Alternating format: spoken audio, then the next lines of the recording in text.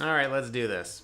Hello, I'm Jeremy. If you don't know me, hopefully this is actually live. The last time I live streamed, it was set to private, which is sort of hilarious. So nobody saw it live.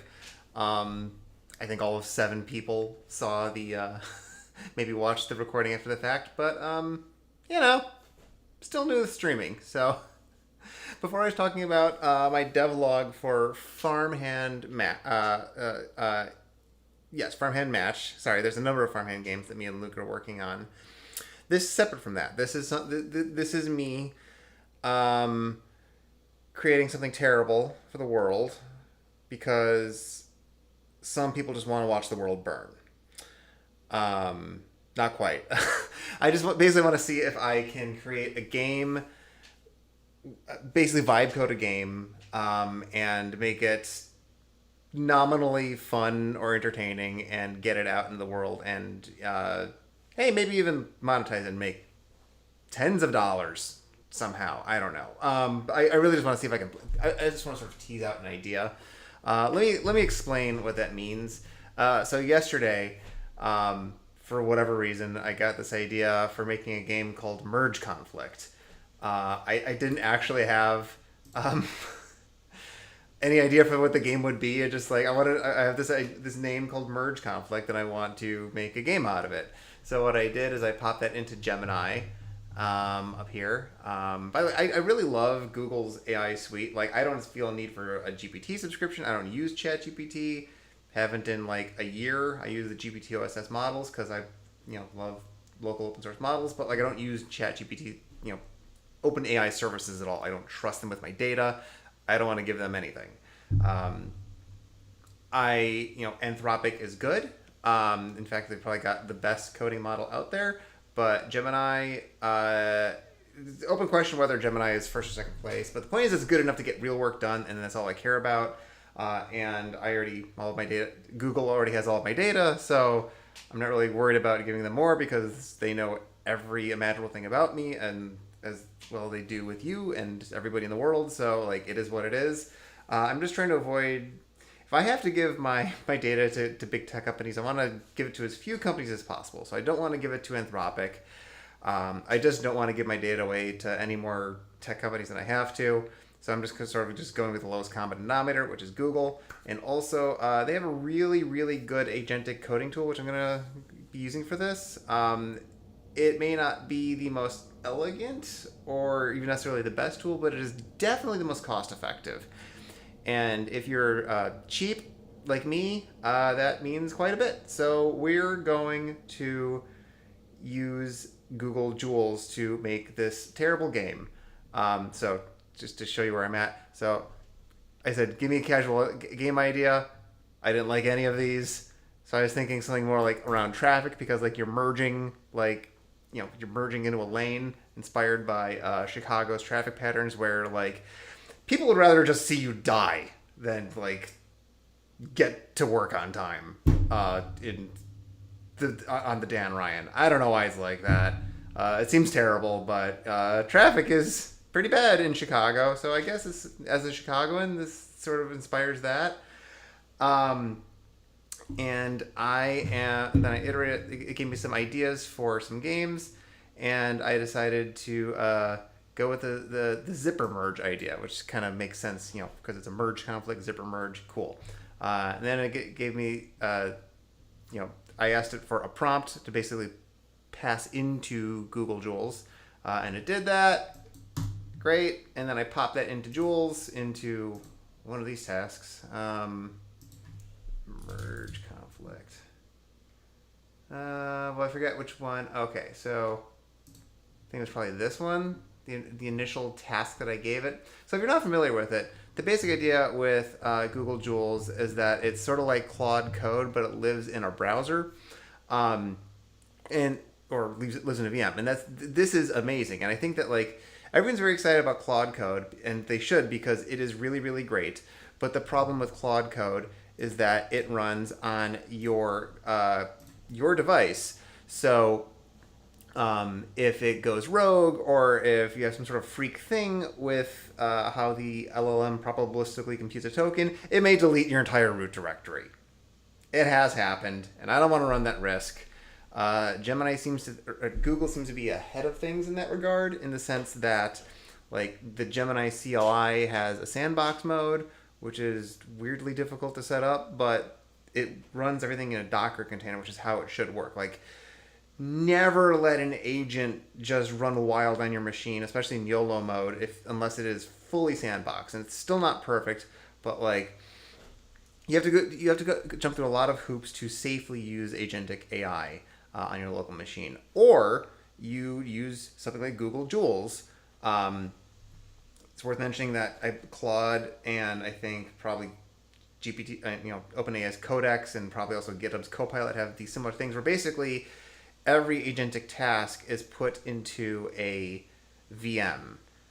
So like it's not like Jules is unique in this regard, but it is extremely cost effective. I think to get that sort of thing with Claude, I think you need to spend $200 a month, or at least $100 a month to get that. Maybe you can get it with a $20 a month plan, but from what I can tell, the Claude $20 a month plan is really limiting. Like if you're using it seriously, you're going to hit the limit and have to wait until the next day to get more quota. With Jules, so I bought an Android phone last year, and that came with like a free Gemini AI subscription. And when it runs out this year, I'm going to be renewing and paying $20 a month because it honestly is worth it. And Google's not paying me. I can't be bought, but it honestly is great. Like their whole AI product portfolio seems to be just better than everybody else's. The model may not be necessarily better, but it's definitely good enough for basically anything. But the way it all connects with all the different Google apps is just really, really powerful. And Jules, so if you get the free tier of Jules, I think you get maybe like Gemini Flash or something like that. I don't know which model you get, but like more importantly, you get up to 15 tasks a day, which honestly is enough. I don't know if I've ever hit that limit. I've got the AI Pro subscription, so you can see here that I've got, here's, I didn't mean to click that actually, but you get 15 for free, and you get 100, for the Pro subscription. So that is absolutely plentiful. I have no idea who needs 300 tasks a day. You must, if you need 300 agentic tasks a day, you need to seek help, because you are on the computer all day long, or you're doing one of those things where you have 60 tasks going, and you're either on drugs or you are just a super genius or something. I don't know what, but I cannot handle. I have sometimes gotten 2, maybe 3 tasks going at a time, but honestly, it's crazy making. It's just such a headache. And it's just easier to go with one. You'll get as much done at a time with one task at a time. Just it's fine. You don't need to go that fast. You're not really proving anything by having dozens of parallel agentic tasks. One at a time is enough. That's how I work, and I get things done. So the end of this whole thing, I'm just gonna skip ahead here. So here's what it looks like. This game is just terrible. Basically, you click and hold one of these little cars to make it go faster, and the idea is to avoid having them hit each other.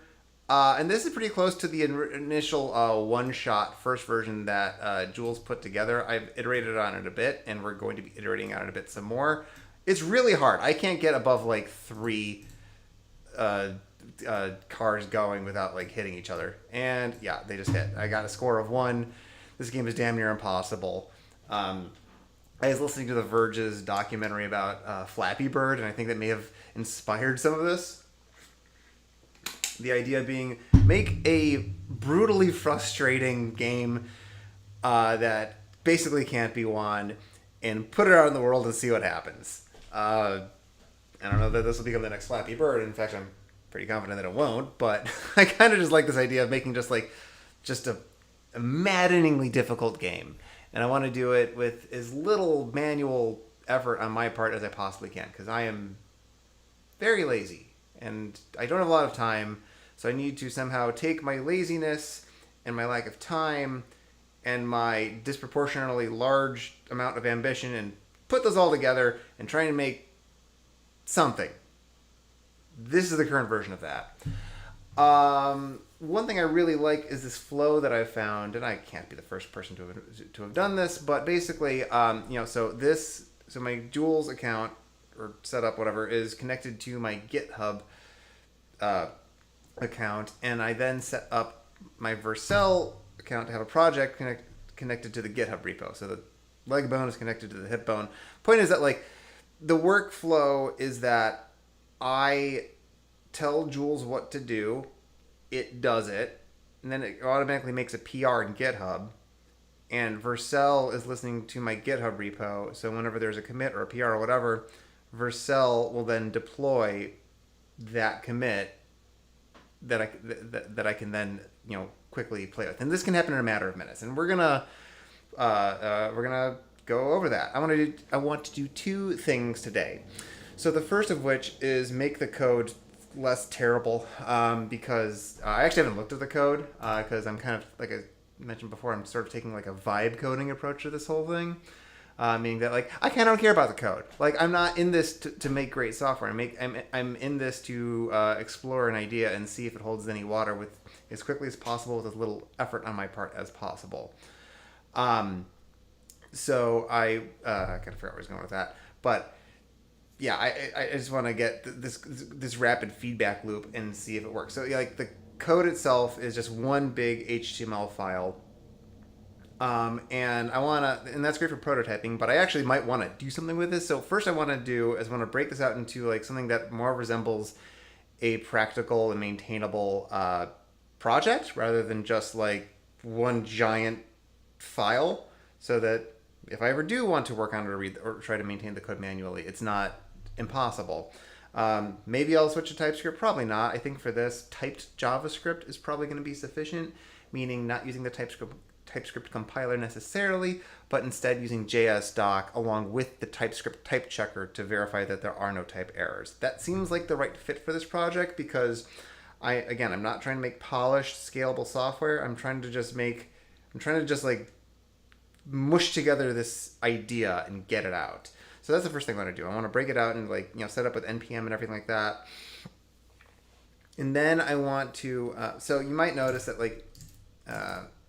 this game, the idea works. Like you can see the idea in action, but I want to tweak things like the speed of the cars because I think this might be a little bit too difficult. And I think if you don't get the difficulty right, like looking at like Flappy Bird, right? Like the game was freaking difficult. And that's part of the appeal to it. But I think that difficulty, there's a very, very narrow sweet spot that you need to hit to make that difficulty appealing rather than just like rage quit frustrating. And I think right now, this is rage quit frustrating because I can't get a score above like, I think my top score was 3, which like, I'm bad at video games, including the ones that I make. So it's not entirely shocking, but like I can't imagine the average person is gonna get above like 7 or something. Whereas like with Flappy Bird, like people could conceivably get like high scores. Like it was hard, but like you could become good at the game. And I think that this game might be a little bit too hard. Like I think it needs to be easier to tweak the spawn rates and everything. Because like I can't. Okay, I got 4. I think you just witnessed me getting my high score in my own game, which is 4. I want it to be possible for people to get like scores in the like 10s, maybe 100s. So like I think this is too hard is what I'm trying to say. So I want to be able to tweak the numbers, but I don't want to go in the code because like I'm vibe coding this baby. I don't need to look at the code.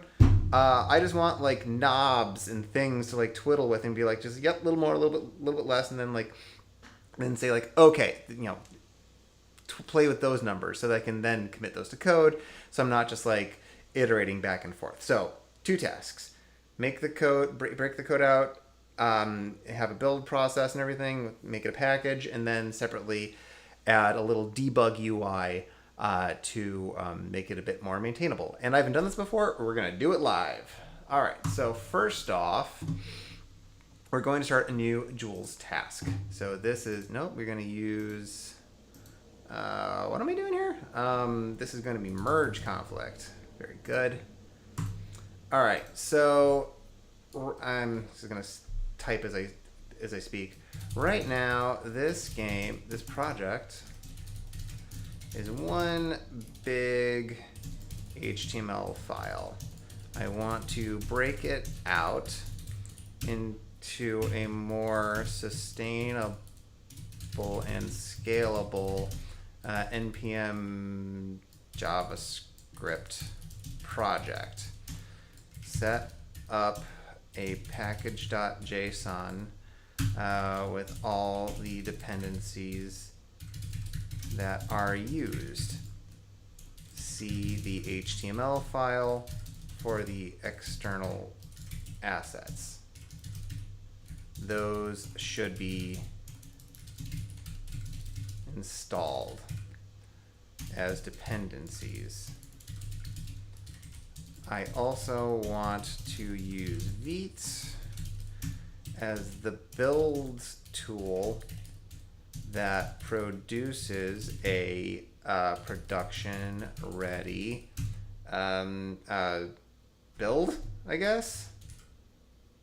Artifact, a set of production ready build artifacts. What else do I need here? This is strictly a refactor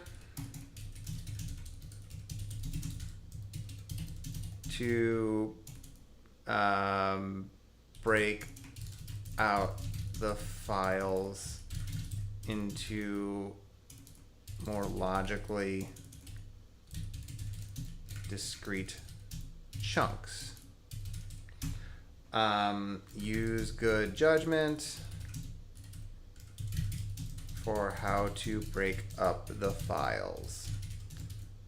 But generally speaking, I mean, this is just stream of consciousness for me.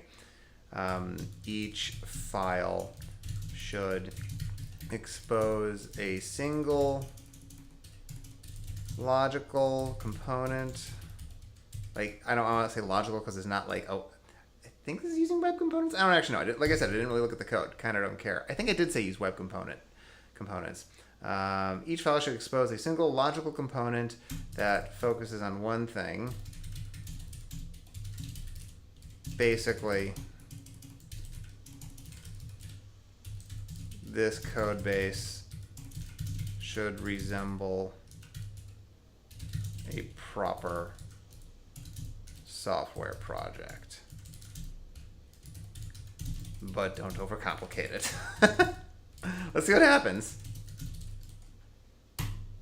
I want to, rather than starting it, I want to give me an interactive plan. Boom. So what this is going to do, it's going to, I do want to allow, it's going to take my word vomit and it's going to think about it. And so if you use Claude Code's plan mode, it's basically that. It'll think about it and then it'll present you with a plan. And it's going to take a little time. So there's a good chance if you use something like this, again, like I think Jules is so far ahead of the competition in terms of value. Because like, again, this is for the, setting aside the $20 a month plan, like you can get this for free. Like you don't have to pay money for this. Okay, so you can get 15 tasks a day. And I don't know if you get Gemini Pro, but let's go here. So, all right, so it did all that. Refactoring questions. All right, so source, scenes, objects, carp, sure, fine. Kind of don't care that much. I really just want to have it break it broken down. That looks good. 2. Is my chat working? I think that it is. Well, maybe somebody will join me. Maybe they won't. Phaser version.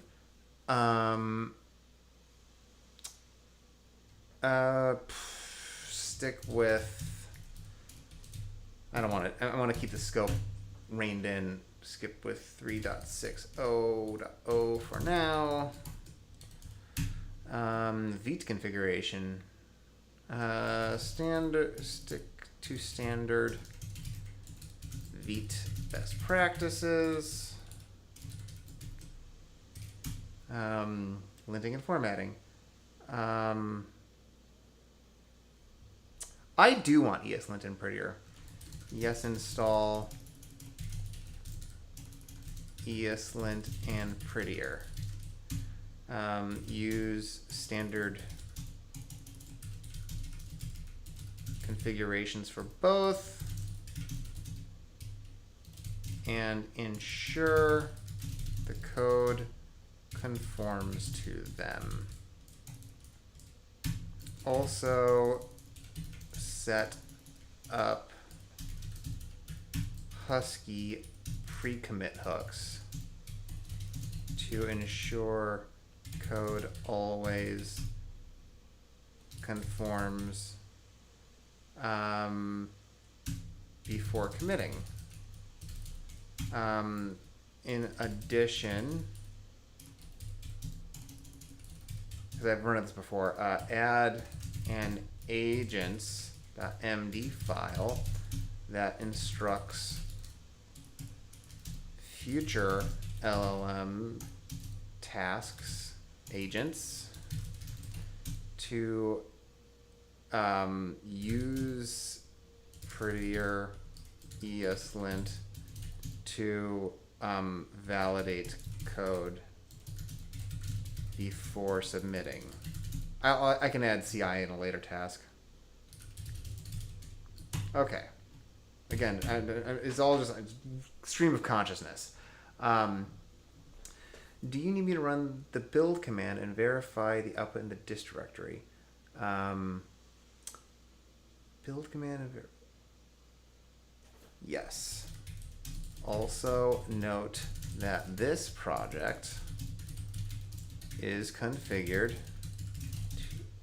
to be deployed with Vercel automatically. So set up the necessary Vercel configuration. I think it's Vercel JSON file to use the proper build artifacts. Okay, and then 6. All textures generated programmatically. Yes. Keep asset generation as is for now. Okay, and then, all right, so hopefully that made sense. It should be pretty quick. I've noticed that the longer that these agentic tasks run, the slower they get, and I think that the reason that is, and I think this is pretty universal to how LLM tech works generally right now, is that for each, tool call, each back and forth, the entire conversation gets fed back into the LLM, which seems phenomenally wasteful to me. I don't think anyone's figured out how to not do that. But it's sort of like a web request. They're stateless. So I think it just gets exponentially larger with every turn. So even when it just even if it's not returning control to you, the user, whenever it's doing a tool call, each time each thing that it does creates more context and then has to get fed back into it. It just seems phenomenally inefficient to me. And that seems to be proven out by the fact that these things get slower each time. I do kind of wish I could see the thinking on this thing, just so I could see what it's doing, sort of like a loading thing. Okay, so it didn't take that long, but here we go. I'm not going to refer... I'm sure it's fine. The great thing about this stuff is that you don't have to invest that much effort to quickly see a pass-fail. And that's why I really, really love it. Because, this whole, merge conflict game idea, I could have spent, a caffeine-fueled free weekend that I don't have to, crank out a demo or something. And I'm sure I would have learned things, and it would have been his own sort of satisfaction. But, I don't have that time. I've got a lot of ideas, not a lot of time, only so much energy. So I just want to I got a bunch of chaotic ideas in my mind. I just want to put them somewhere. And this workflow is just really good for just me word vomiting my ideas into a robot that magically makes sense of the chaos and then makes something. It may not be great or perfect, but it definitely makes something, and that's really all I'm going for. And it's just the nice thing is you can iterate on this stuff, and you have total control. it is a skill set unto itself. Let's see where this thing is. Is it doing anything? It should. Now, the downside of the agentic workflow, the vibe coder way, if you will, is that like there's a lot of downtime, and I guess that you like this is when you might want to consider having multiple threads going at the same time. I have done that. Sometimes it makes sense, but like I don't think you actually get much done a whole lot faster that way because you're still context switching. So like the nature of software development really does get changed by these tools. And I think it's taking people a lot. It's taking a lot of people a lot of time to sort of come to terms with what that means. Not just like in terms of like how we're valued as professionals, to the extent that we ever were, or are anymore.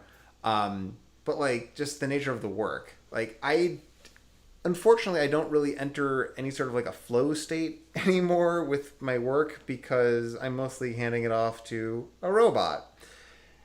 And that is sad, for sure. And I think that there is something getting lost by that. And I think that like it really comes down to what your goal is, right? Like if your goal is mastery of a craft, mastery of a skill, like AI is not going to help you. It's really not, because the path to mastery lies in the pain and the time spent, and you cannot shortcut your way to mastery. Like if you the more work you hand off to an AI, the less work you're doing, less practice you're getting. Now I'm at a point where I have been I've been doing this for many years, so like I have developed a lot of skills. Now the obvious thing you might be thinking is like, well, then aren't you going to stagnate? Like, yeah, that is a concern. I'm not going to lie. Like, it would be great if I could just spend as much time as I wanted to, like, building everything myself and, not worrying about timelines and just, like, I have this vision of just, like, leisurely spending my time in a coffee shop learning Rust and just typing out a hello world and learning all the little things. I don't have time for that. I don't.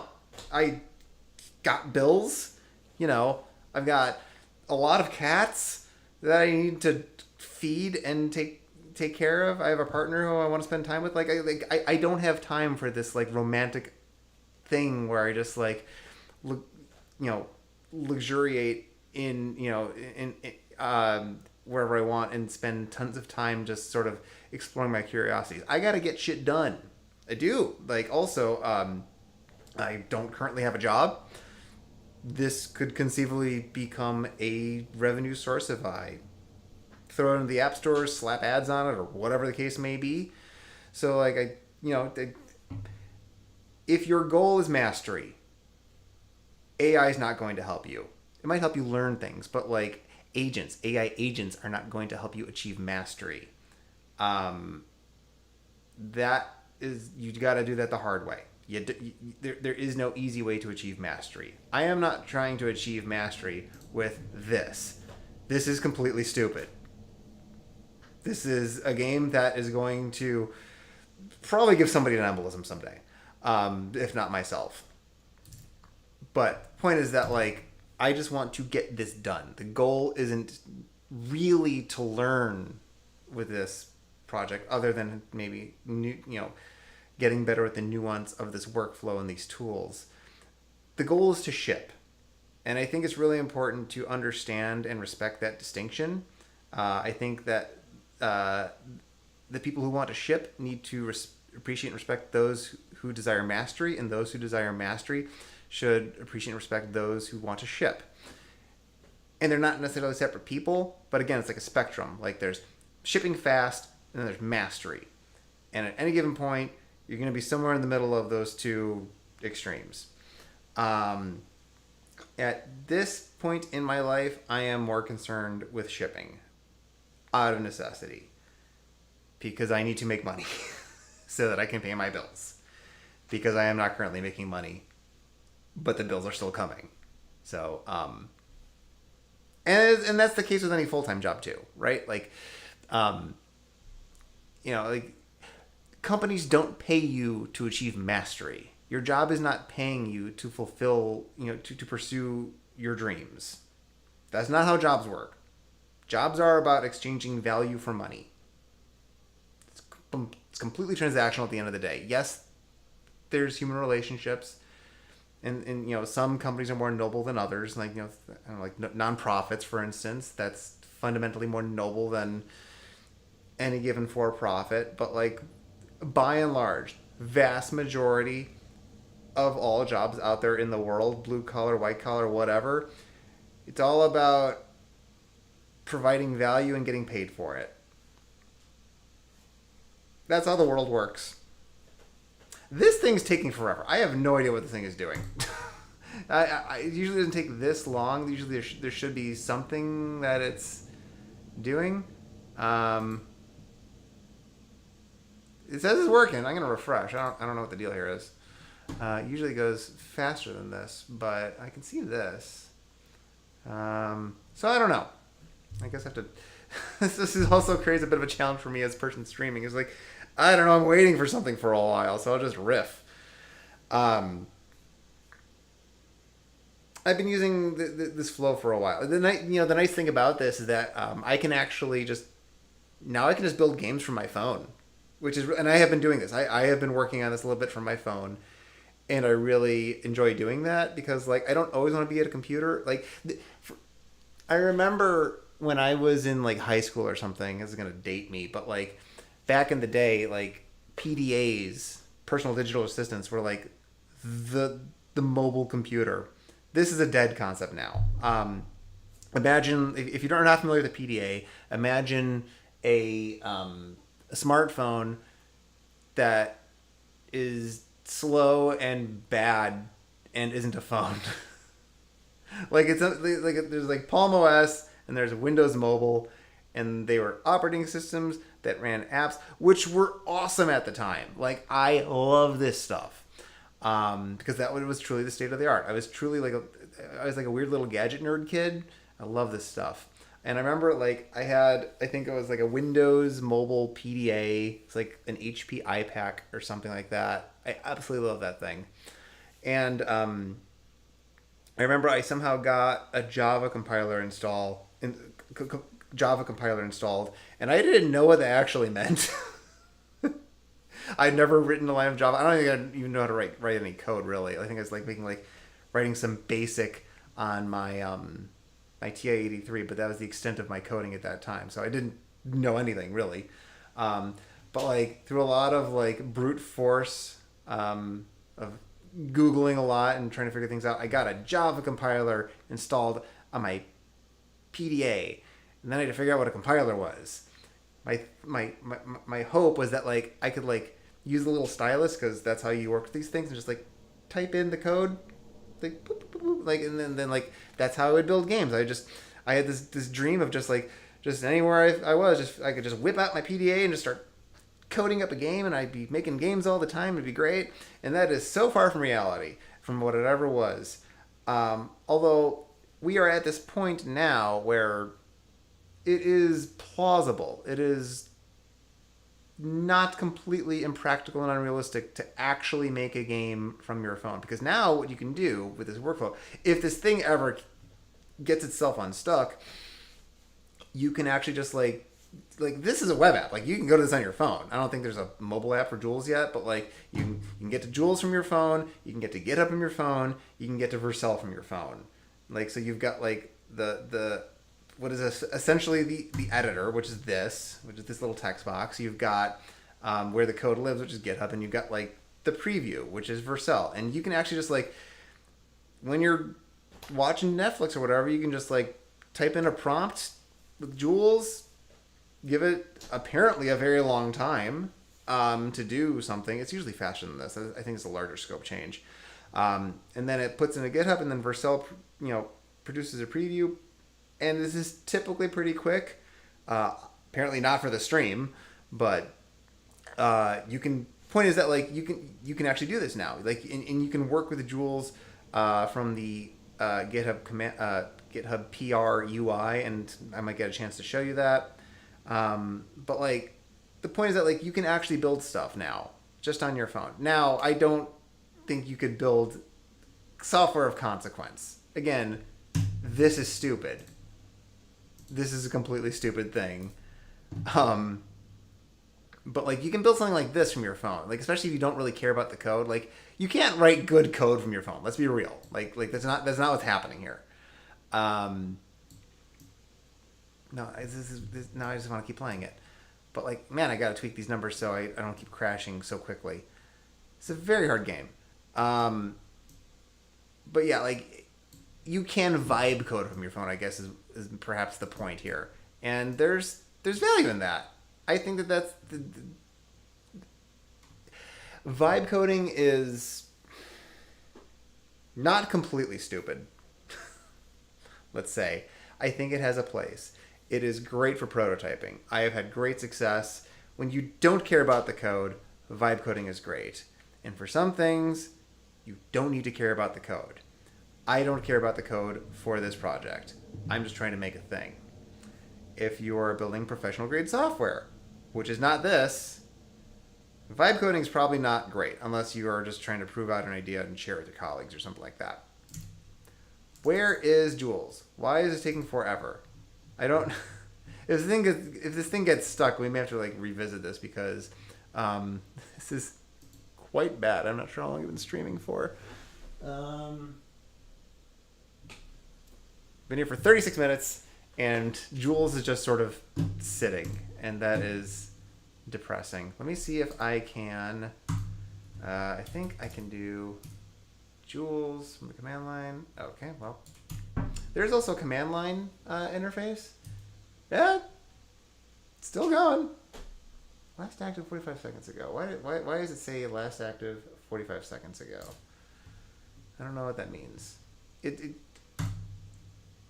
I think I maybe gave it too large of a scope of a task because I don't know that I've ever seen it just sit here like this. Granted, I've never seen it just like fail and hang completely. So I do have faith it will eventually get there. I have seen Jules tasks run for like tens of minutes, especially if you're doing something like really, really huge. Like I've used this, for instance, like convert a project to not to TypeScript, but like to fix all the type errors. And actually I've done that on 2 projects, and it did do it. It took a phenomenally long time. Which is fine because it's a lot of work and it's faster than I would have done, frankly, which is all that really matters. The thing that is annoying about this, and I really hope they get this straightened out, is that it's good about asking for feedback. Like, are you sure this is the right thing to do? But it also does this thing where it's like, I'm going to do this next thing, and I'm going to wait for you to tell me to do it. And I'm just like, yeah, go ahead and do it. Like, I wish the Jules team needs to work on, like, not having, avoiding having Gemini prompt you unnecessarily. Like, it should just go to completion.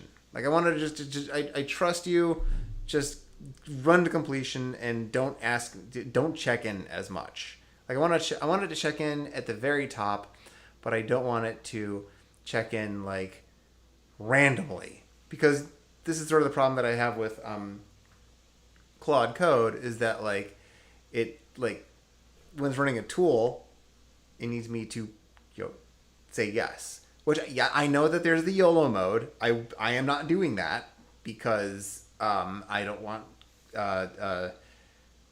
Claude to just start deleting random things on my computer, which it can absolutely do, and it has been known to do, and all these things are known to do that.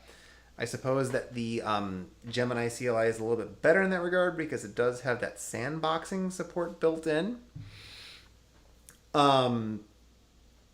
I don't know if the other CLI tools have that. I don't know why this is taking so long. This is a little bit annoying because this may make for a really sad stream. The idea is, I don't think we're going to get to the second thing. I figured this would go faster. Let's take a look at the code, actually. Like I said, I haven't really looked at it. It's really just the README and the index HTML file. Let's see what Gemini can do. Here we go. Okay, so some basic CSS, not a whole lot to it. Pulls in Phaser, which is great for a prototype. For what it's worth, I've never used Phaser. I've never coded by hand with Phaser. So I don't really know all the deal with this. Like, if I was building this to scale, if I was building this to my personal level of quality, this would look very different. Well, for one, it'd be TypeScript. I'm not handwriting JavaScript anymore. I'm not going to do it.